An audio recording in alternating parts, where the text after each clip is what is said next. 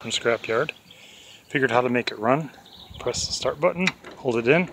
That's usually, from what I'm gathering in the internet videos, sign of a bad oil pressure switch. The oil pressure switch hides back here, and you can clean it up pretty easily. Carb cleaner said take it out, especially got to do an oil change anyways. So now, let's see to make this work. We are going to test it for light output. Sorry, this is the best I can do with the video. We're starting to start carb cleaner.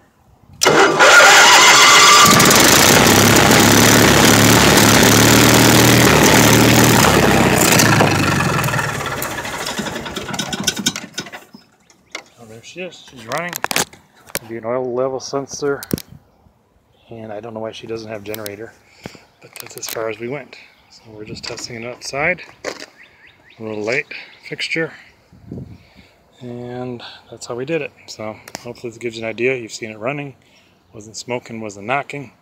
This is as far as we're going to go.